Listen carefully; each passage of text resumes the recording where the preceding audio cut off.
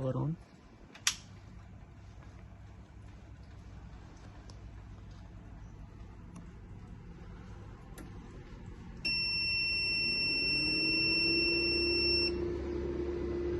Unit got power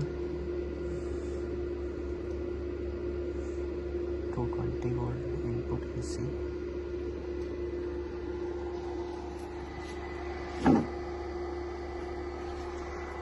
And here we connected bulb in load, and now we on enable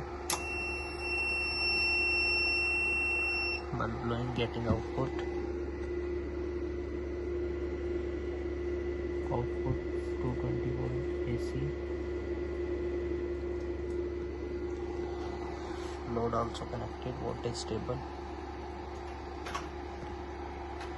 And now once off,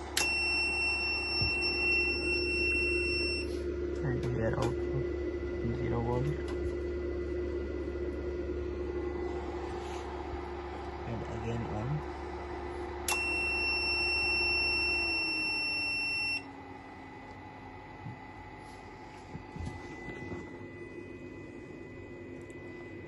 Job completed.